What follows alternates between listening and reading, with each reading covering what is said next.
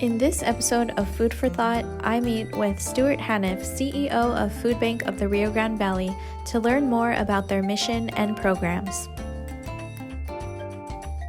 Hi everyone, this is Nicole, Reference Librarian at McAllen Public Library.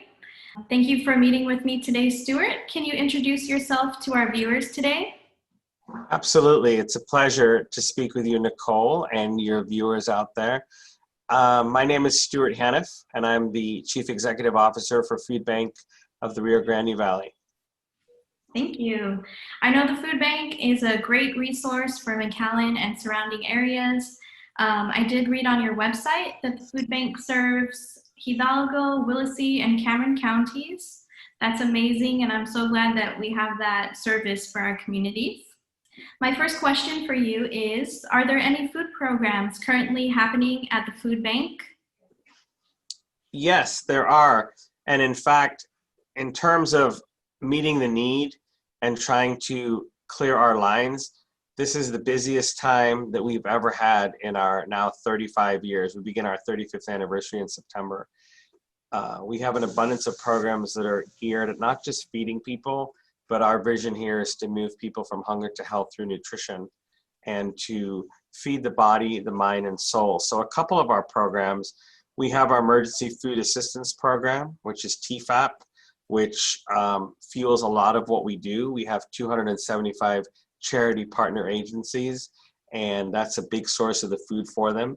We have our CSFP, or Community Supplemental Food Program, which we've nicknamed our Senior Bag Program. This is geared specifically at seniors in our 3 counties. We have about 9,000 cases of seniors every single month. We have something that's a little bit innovative for a food bank, and it's called School Tools. And it is essentially a shopping area for teachers to come and obtain school supplies for their classroom. As you know, and our viewers I'm sure know, a lot of the expense and the financial burden to equip classrooms comes from the teacher's own pocket. So School Tools is a way that they can shop 10 times a year and get hundreds of thousands of pounds and dollars worth of products for their class. Amazing. We have our social services program, which I think is really essential, especially in times like this, helping people navigate and sign up for programs that they're eligible for, because we don't want to just feed someone today. We want to make sure that we position people so that we can break the cycle of poverty and end the cycle of hunger. We also are one of only a handful out of our 200 food banks in the Feeding America network all across the country that have our very own farm. We have a Gem Valley farm and garden where we have our chickens, turkeys, amazing produce that we grow right here. And it's also an entrepreneurial and revenue model for our nonprofit partners and for individuals in the community as a revenue stream to help bring back money to them. We have our farmers market nutrition program, which, small world, takes place right in the front of your library. And through this program, we're able to issue out $30 worth of vouchers to women and children participating in the WIC program. They can take those vouchers and shop directly for healthy, nutritious food in the farmers market.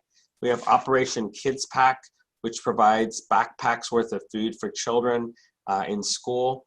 School food pantries, which are just that, pantries that are established all the way up from elementary school up to RGV in the college, for the college age folks here in the Valley. And then our emergency food pantry, which is our DTEP.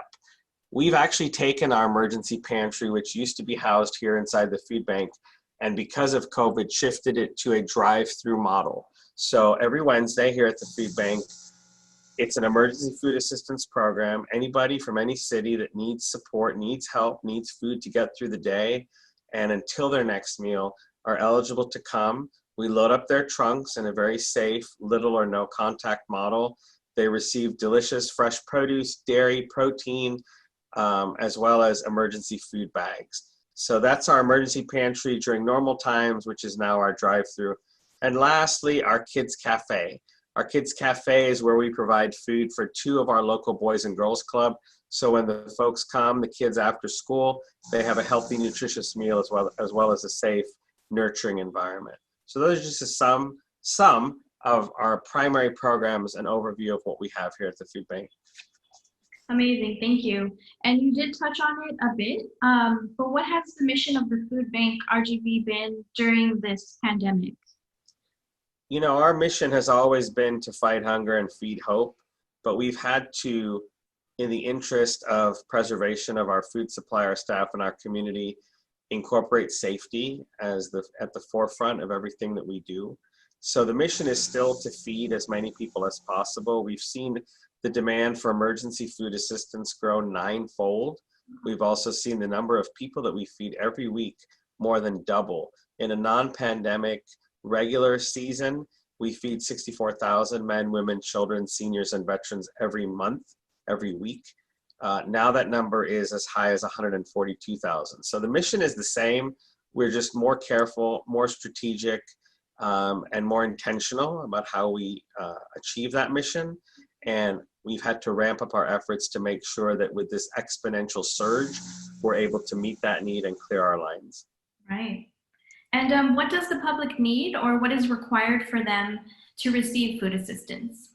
It's very simple. All they need is a valid ID, proof of residence or address, such as an electric or utility bill. They need to make sure that they wear face coverings and that their trunks are completely clear. Also, it's a limit of 2 per car each visit. And we ask, since this is an emergency food assistance program, that they utilize our drive-through emergency pantry once every 30 days. Of course, if they need food, 30 days can be a long time if you're not eating. So we're here to meet that need. We also, as I mentioned, have 275 charity partners, everyone from churches, school pantries, shelters, daycare centers, the Boys and Girls Club, Salvation Army. They're welcome to call our food bank to our main number and press option 2 to get in touch with our agency relations to find an agency near them. Great, I'll leave the contact info below. Many families in the RGV are facing challenges and hardships. Have you seen that the community is resilient? And if yes, how so?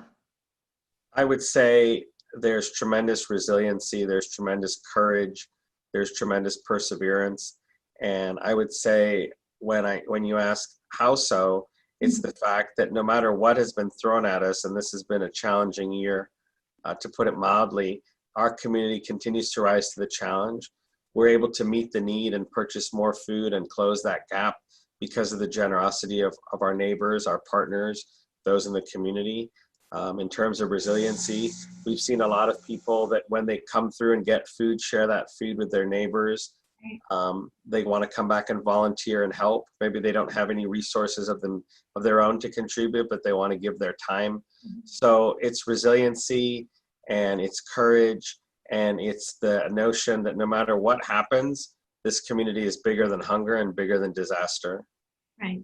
And lastly, can you explain to the viewers what the Food Bank's Coronavirus Resource Readiness Response campaign is and how they can donate? That's a great question, Nicole, and I'm so glad you asked. We started this campaign, actually, it predated COVID because we knew it wasn't a matter of if, but it was when the cases came to the Valley and Texas as a whole. And we trailed most of the country, and being in the southernmost part of Texas, we trailed even Texas. But we launched this campaign to really help raise dollars so that those families, those seniors, those students that are going without meals, that are contributing to this rise, this explosion, as I said 9 times, we were able to meet that need.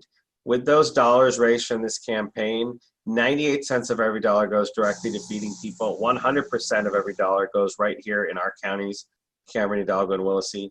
This is a campaign aired specifically to help offset the increase, the demand, the rising costs, so that we never have to worry about not having food or running out of food, and that we have the infrastructure in place that no matter how many more people need assistance, we're here to support them. It's easy for our viewers to support and to access that. Just simply visit our website at www.foodbankrgv.com. Click on donate or our resource readiness response campaign, make a donation. And during the month of September, this is really exciting. September is a big time here at the Food Bank. It's Hunger Action Month. So it's a national month-long campaign to raise visibility, raise awareness, and really create advocacy and support for the mission of fighting food insecurity. People can donate, and now every single dollar up to $10,000 because of our friends at Tito's Handmade Vodka will be matched dollar for dollar. So now a donation actually goes twice as far. $1 instead of 5 meals provides up to 10 healthy, nutritious meals. Well, Stuart, thank you so much for joining Food for Thought. It's been great on behalf of the library and myself. Thanks for taking the time today.